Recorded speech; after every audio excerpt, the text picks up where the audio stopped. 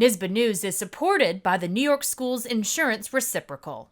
New York school board members are faced with challenging decisions about student immunizations, data privacy, vaping, and other pressing topics. Attendees of NYSSBA's 100th Convention and Education Expo in Rochester picked up invaluable information for addressing these complicated issues in their local school districts. The annual school law seminar kicked off the three-day event by exploring important legal topics. The bottom line is we're trying to give board members the opportunity to focus on how to engage in preventative practices, so the ultimate goal of looking at student achievement and having it soar into the stratosphere can be had for them. At the pre-communications workshop, speakers shared tips for effective interpersonal communications through emotional intelligence. Our school board members here will recognize that we have to move away from piecemeal approaches, like buying a kit or a program or an assembly, and thinking, all right, how do we do this work in a systemic way to make sure that every child, every teacher, every leader gets the emotional education that they need to achieve their goals. The workshop group also learned how creative problem solving can help a school district tackle difficult problems. Creative thinking and creative problem solving are life skills to have. To live is to have problems, and to solve problems creatively is to grow. Oh, say does that star-spangled banner yet wave? Thursday night's opening activities included a celebration of exemplary school board service with the presentation of the Everett R. Dyer Award to Mary Jo O'Hagan from the Baldwin Union Free School District.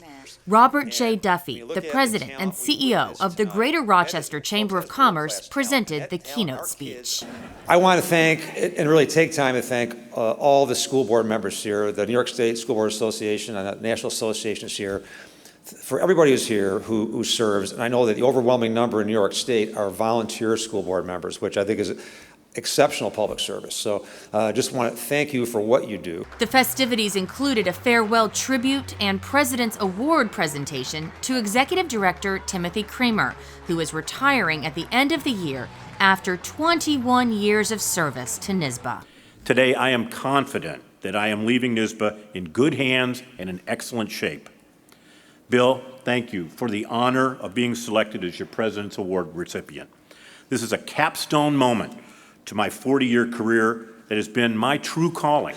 Attendees met the association's new executive director, Bob Schneider, who has been with NYSSBA for 20 years and currently serves as associate executive director and chief operating officer.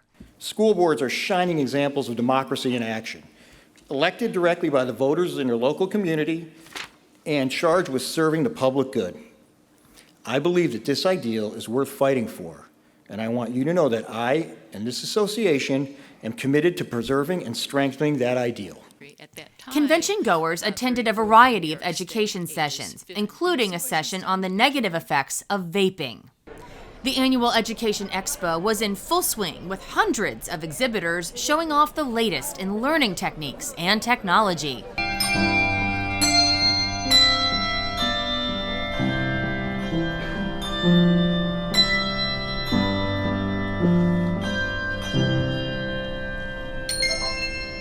The 100th Convention and Expo concluded with the annual business meeting, where Fred Langstaff was elected the next president of NYSSBA, and a slate of new officers were also elected. We get a lot of the credit for this happening, but you all know that the staff in your buildings and your organizations that run, so it's to them I give my applause. As I prepare to pass the gavel to our next president, I want you to know that I am blessed to have been your association president for the last 2 years. I have had the privilege to work with an incredibly talented and dedicated people. Reporting for NYSSBA News, I'm Casey Nicholson.